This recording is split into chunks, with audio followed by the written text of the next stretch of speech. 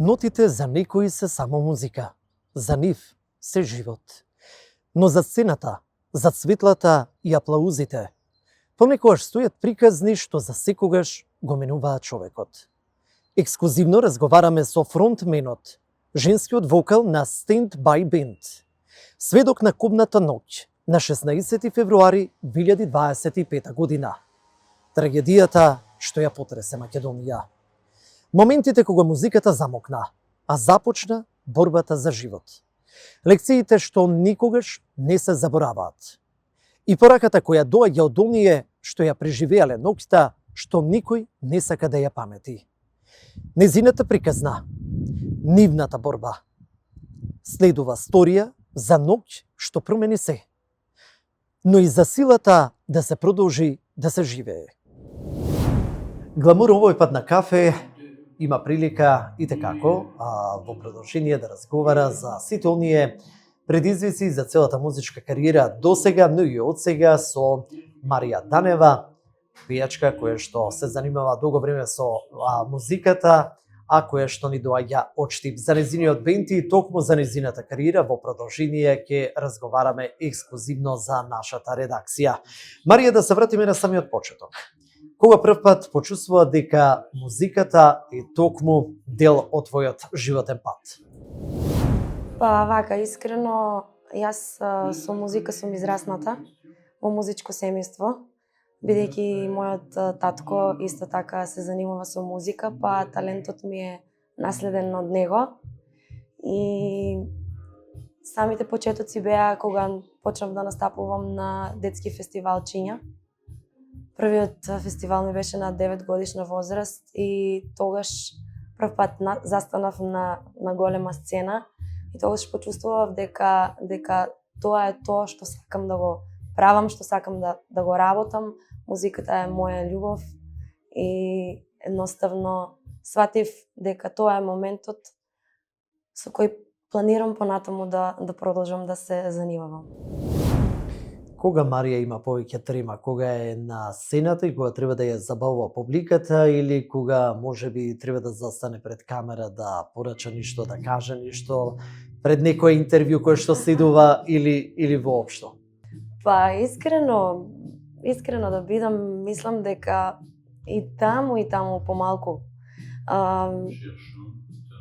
Јас со тоа се занимавам, музиката, како што кажав, е моја прва љубов и сум имала на почетокот нормално трема на некои настапи, но како растам, како се развивам, како работам повеќе на тоа полека се оттргнува од мене. Но пред камера можеби некогаш може да ме фати малку трема, но тоа е секако позитивна трема. Дали можеби се сеќаваш на првиот настап? Првата песна со која што настапа, првиот момент кој што можеби го имаше коментарот од некој кој што кажа ти си родена со ова?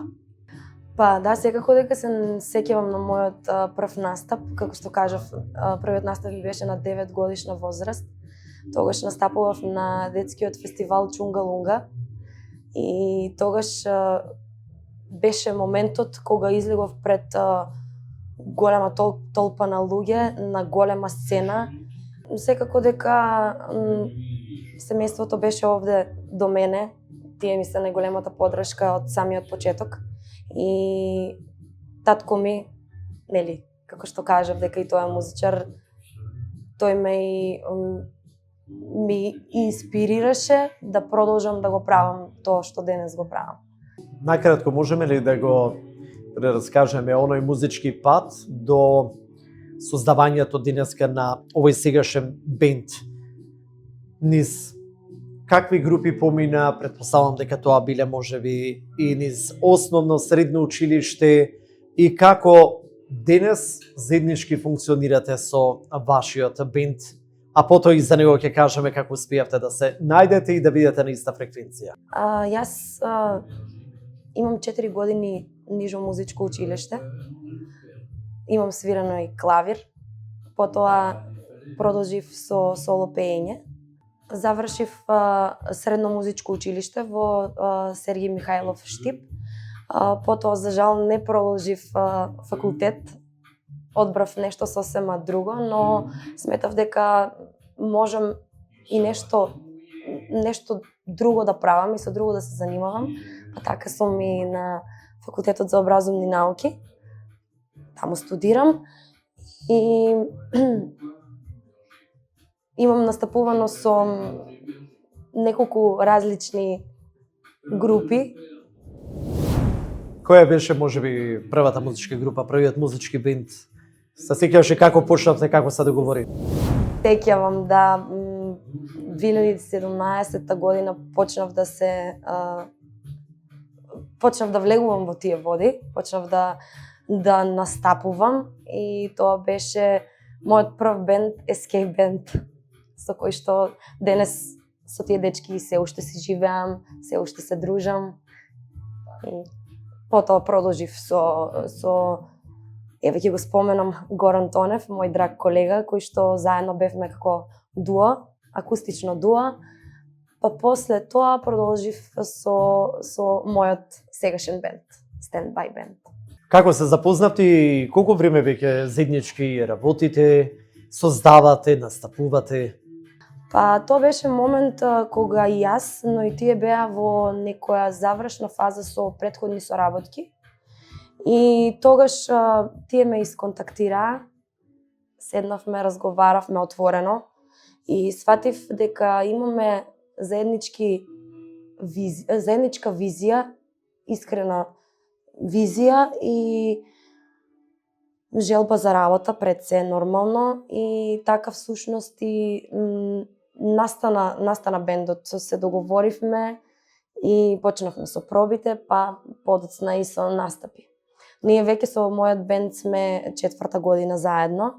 Еве овде ќе ги споменам членовите од бендот: Александар Вукатов, кој што свири бас гитара, Дарко Спировски, кој што свири гитара, и на тапани Сашо Стојановски. И јас нормално вокалот. Не е сомнено и не скромно, јас ќе кажам дека по сите оние коментари кои што можеби ги исследиме, а и оние кои што можеби не ги следат, меѓутоа дефинитивно имаат тежина, дека денес важите за еден од оние поенергични бендови на сцената, каде најчесто настапувате, и мене ме интересира што ве прави поразлични, поавтентични во однос на останатите. Дали повеќе вложувате во шоу, или пак во вокал, или можеби во емоција? Па вака, јас наискрено ќе кажам дека мислам тоа што не издвојува е енергијата. Мислам дека на секој настап ние како бенд даваме се од себе, даваме 100% од енергијата, нели, да ја пренесеме нормално и на публиката. И мислам дека тоа е тоа што не издвојува. За тоа дали вложуваме повеќе во шоу, во вокал, мислам дека не треба да се изостават тие и едното и другото, да, бидејќи нормално, нели, луѓето сакаат кога ќе видат некој кога опуштен на сцена, кога шири некоја позитивна енергија, но вокалот нормално дека не треба да се изостави и тоа е најважно. Во време кога изгледот дефинитивно физичкиот, особено често се става во прв план, дали да се биде пејач денес значи да се биде атрактивен, или пред се да знаеш да пееш, да имаш глас, да имаш интерпретација, и дали сцената денес е повеќе визуелна отколку музичка? Што мислиш? Сметам дека јас како изведувач секогаш треба да бидам средена и дека треба да изгледам како што треба на сцена. И сметам дека вокално, барем јас се повеќе посветувам да биде тоа како што треба. Нормално не го изоставаме, нели, тој дел каде што треба да изгледа се визуелно како што треба, но вокално повеќе сум посветена. Што се однесува до она што е новитет кај вас како бенд, е дека остваривте соработка со познатото легендарно музичко име, слободно можам да кажам Ѓоко Таневски, па ме интересира како дојде до целата таа соработка и особено ме интересира дали конкретно ти, како интерпретатор, како пејач, научи нешто од него, како поискусен изведувач и присутен на македонската сцена. Дали ти даде некој совет кој што еве ќе го паметиш долго време или во текот на целата кариера? Да, соработката беше идеја на мојот колега и член од бендот Сашо Стојановски. Тој ни ја презентираше неговата идеја и дека сака да биде тоа дует со Ѓоко Таневски. Воопшто не се размислувавме во тој поглед дали тој ќе биде вокалот, бидејќи знаеме дека важи за еден од најдобрите и најмоќните вокали овде кај нас. И веднаш ја прифативме понуда,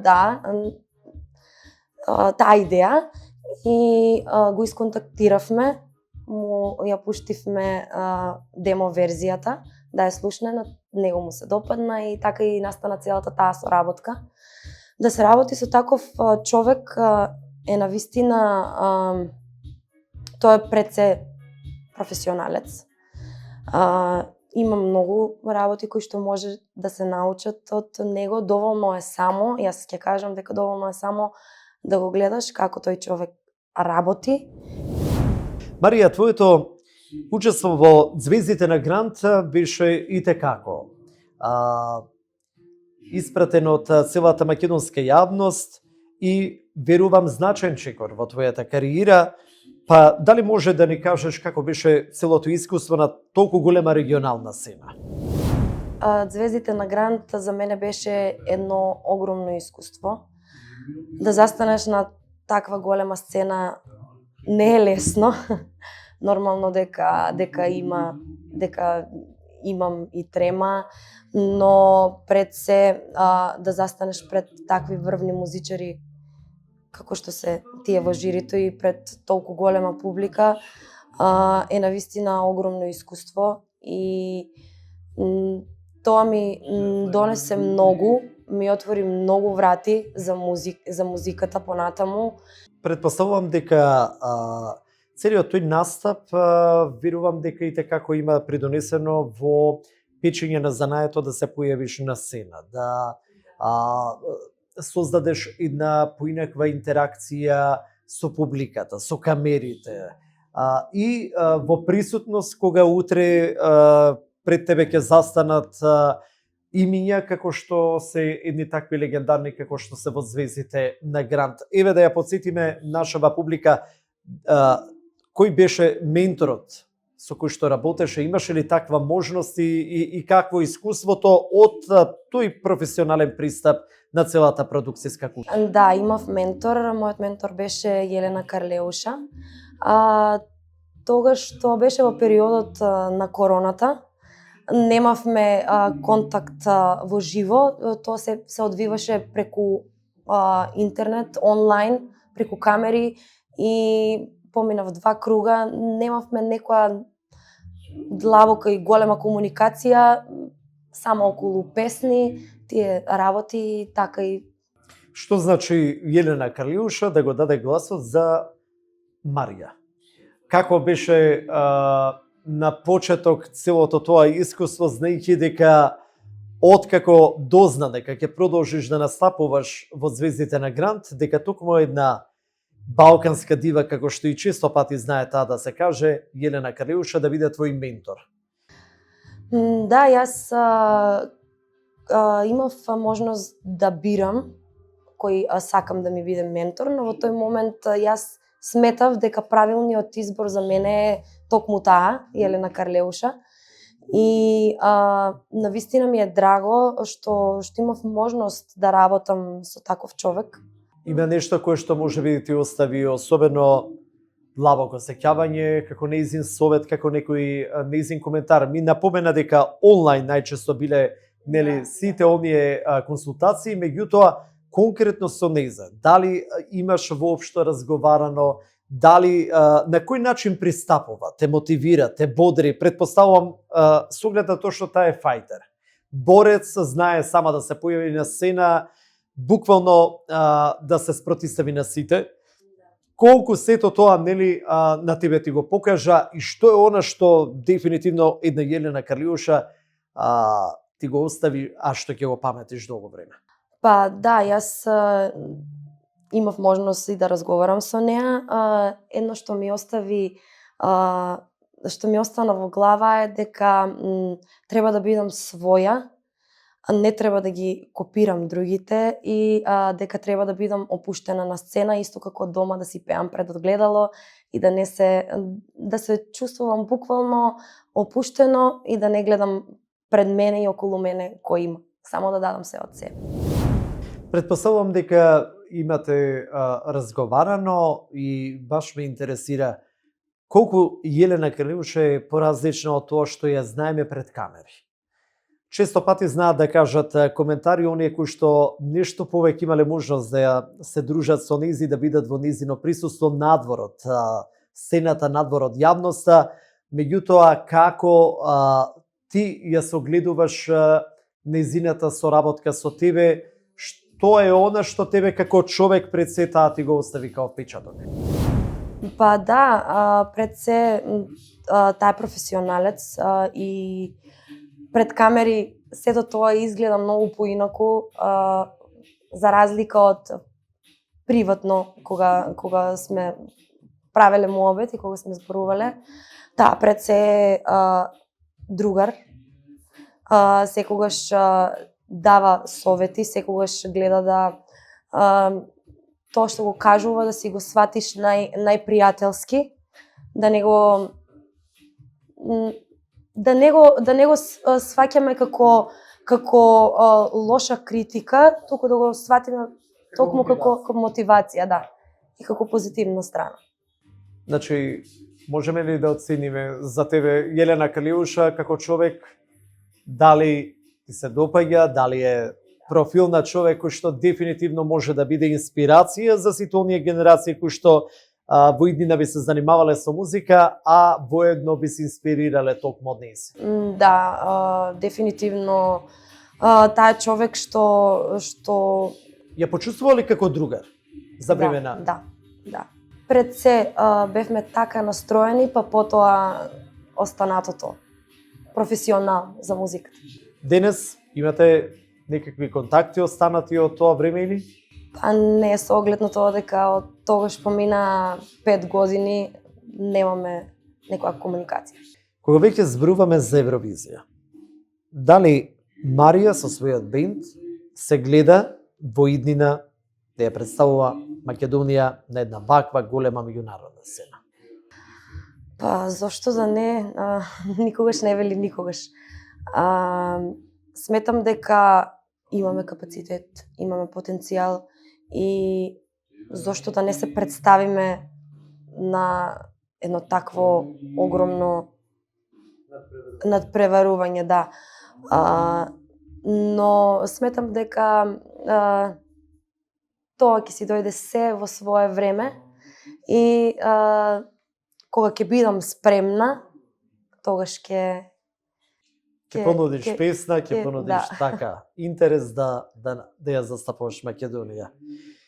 Ајде на страна од досегашната кариера, од сите оние почетоци, од она што веќе го имаше како соработка во Звездите на Грант, да се вратиме можеби на еден од оние поемотивни, потешки периоди, онаа кобна вечер во Кочани, имајќи предвид дека токму ти беше една од оние кои што беа присутни и кои за голема среќа успеаја на време да се евакуираат. Како изгледаат тие моменти кога свативте дека ситуацијата на вистина станува сериозна? На што се сеќаваш од таа вечер? Јас со мојот бенд таа вечер настапував во едно кафуле во истиот град во Кочани. Да напомениме и на истиот сопственик, така? Да. Тогаш не ни беше во план кога ќе завршиме да продолжиме. Некако тоа се случи се спонтано, завршивме со настапот и се договоривме, се упативме кон дискотеката со цел да ги испочитуваме нашите колеги, да ги видиме. Но за жал не зафати најстрашното. Тоа беше моментот кога Панчо од ДНК кажа на микрофонот дека треба веднаш да излеземе и дека ќе се вратиме набрзо, но во тој момент не размислуваме. Јас во тој момент прво што направив, излегов надвор. Со За кого жал беше на- таа вечер на масата? Таа вечер ние влеговме сите заедно, но во тој момент јас се одделив од нив и бев на друга маса, токму пред бината. И тогаш кога избувна пожарот беше баш над мене. И тоа е моментот кога Панчо кажа дека е сериозна работата и дека треба веднаш да го напуштиме локалот. Веднаш го и направив тоа, но другите мислам дека толку не ја сватија сериозна ситуацијата. И тогаш кога всушност стана многу сериозна ситуацијата, кога почна да се шири оганот, тогаш почна и тој страф, тој Таа неизвестност таа неизвестност. и борба за живот, предпоставувам. Да. Единствено нешто кога бев надвор, се молев сите кои што се внатре да излезат живи. И Сликата предпоставувам дека била навистина трагична и кое што можеби ден денес буди трауми. Имаше и таквите да. моменти кои што и денес знаат да дојдат во сеќавање, во сон. Тоа се моменти кои што никогаш нема да ги заборавам. Еден твој близок колега од биндот заврши навистина со сериозни гореници, лекување во Пловдив, Бугарија, но на што особено беше истакнато, кажано е дека ти, како фронтмен, интерпретатор на биндот, си била токму кога им било најтешко. Што значеше за тебе тоа да бидеш покрај него и покрај неговата фамилија, покрај неговото семејство и покрај неговиот син во тие мигови? Дали се сеќаваш каков беше и третманот од Бугарија, од моментот на приемот на пациентот, па се до денот кога ви кажа дека можете да заминете во Македонија? Двајца мои колеги беа повредени во пожарот. Едниот се лекуваше, како што кажавте, во Пловдив, другиот се лекуваше во Скопје. Навистина има сериозни изгореници, беа сериозно повредени. Јас бев во Пловдив. Тоа беа навистина тешки слики за мене. Да гледаш секојдневно како некој се бори со таа болка. И гледаш колку тој човек има волја, кога има луѓе околу него, кои што се тука за него и кои што му викаат дека се ќе биде добро и дека се ќе заврши. Навистина беше патот тежок. Предпоставувам не само за нив, туку и за многу други кои што настрадаа во истиот пожар. Најважно од се е дека денес тие се добри, свират, настапуваме заедно. Тоа е најважно. Друго можеби ќе се заборави во периодот кој што следува, но она нечесто пати знаеме да го кажеме било што поминало, меѓутоа нели да извлечеме некоја лекција која што можеби ќе не вразуми и ќе гледаме поинаку на нештата кои што предстојат и како предизвици, имајќи предвид дека животот е сериозна битка или пак борба. Кои сцени никогаш нема да ги заборавиш од тие болнички ходници? Има многу сцени кои што не можам ден денес да ги избришам од мојата глава. Исчекувањето на информации, тоа е нешто што во тој момент сите чекавме да излезат со некоја добра вест, а тоа беше големо олеснување за сите, кога ќе кажат дека е се во ред, дека е во стабилна состојба и тишината во тие болнички ходници.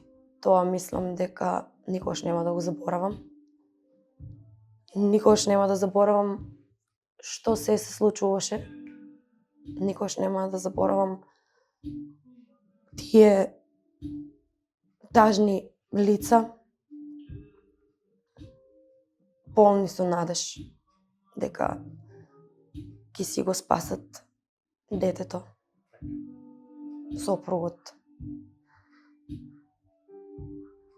И тоа е нешто што навистина не можам ден денес да го заборавам. Дали можеби во тој период не сето тоа што помина, кога се заврши како што треба, дојде момент кога погледна кон тоа дека овој период се случил за да ми донесат одредени промени, поинаков поглед кон животот и кариерата, имаше некоја лекција која што ја извлечи?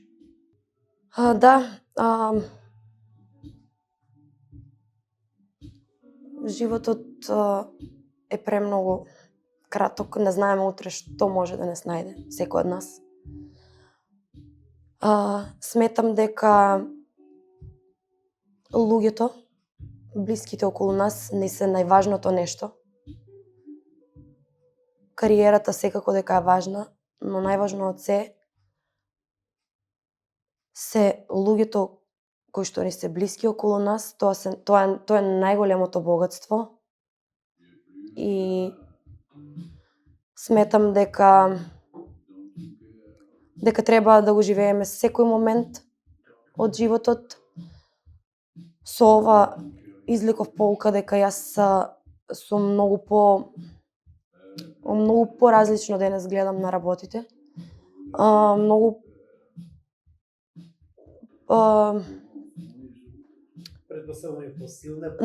посилна, многу похрабра. И тоа е нешто што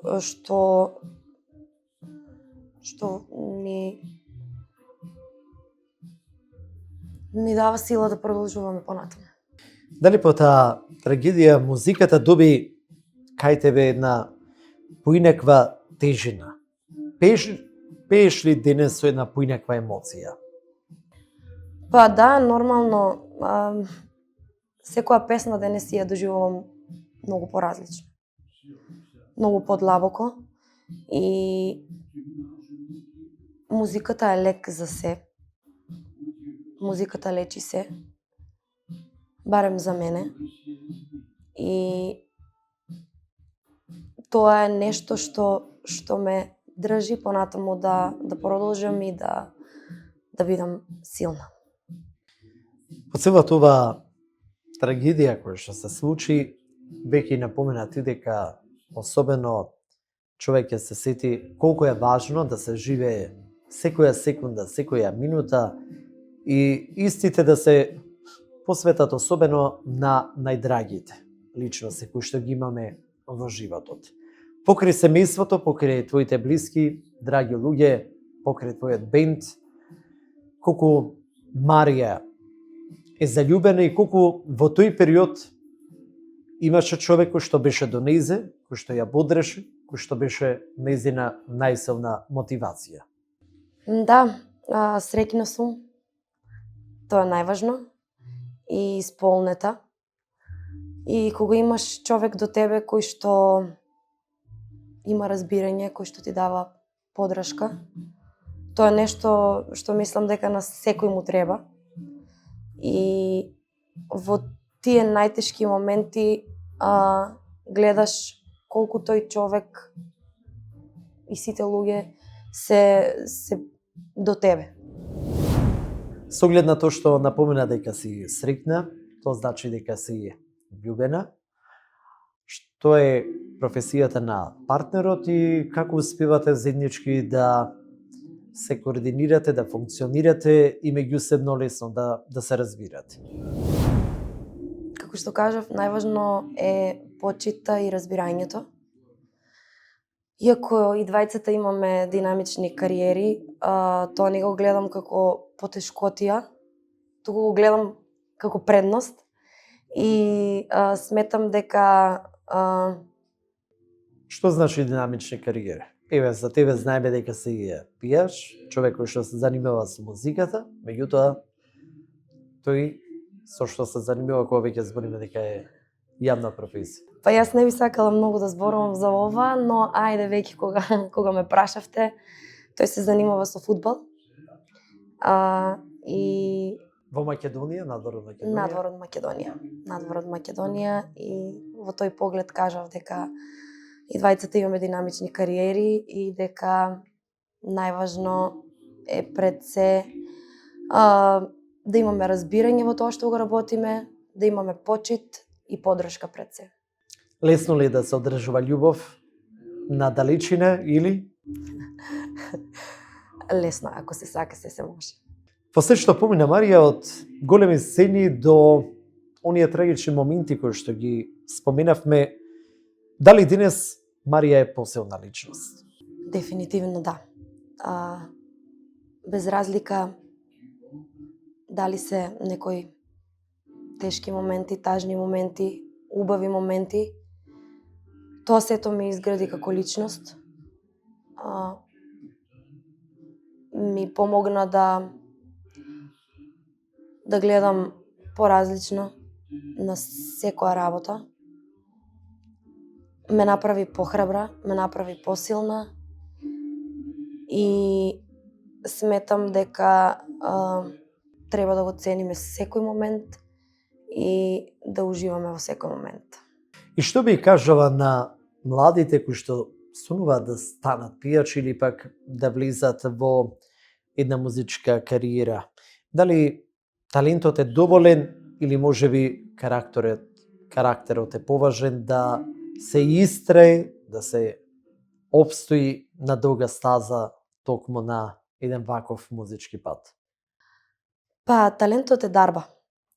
Мислам дека треба да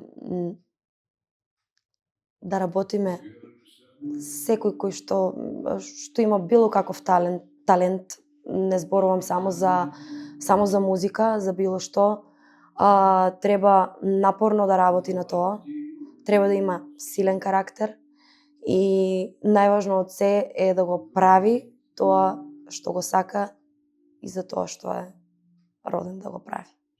Тоа мислам дека е најважно и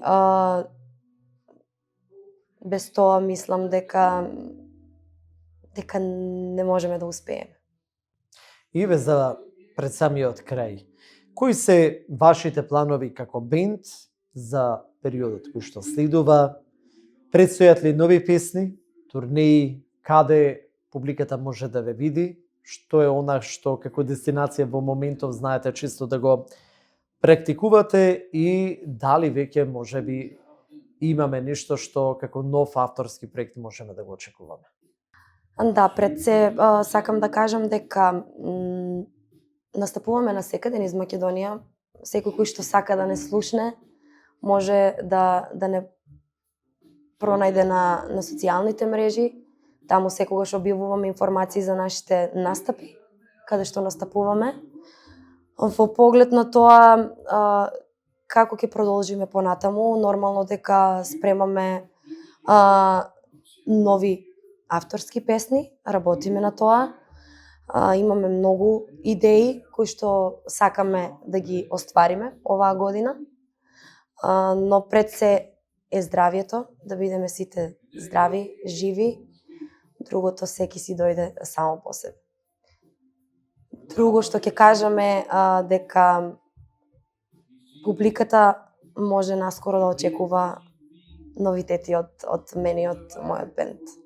Марија Данева, ти благодарам за извиното време и за отворениот разговор, да можеме да поразговараме на повеќе теми, а воедно да испратиме силни, потикнувачки, мотивирачки пораки до сите оние кои што го пратат Гламур. Ти благодарам и со сите нови идни проекти се разбира дека како новинарска редакција ќе бидеме овде за да дадеме како и досега, така и одсега целосна поддршка. Ти благодарам и на тебе на поканата. Многу ми е драго. Ми беше навистина убав муабет и се надевам дека и пак ќе се гледаме.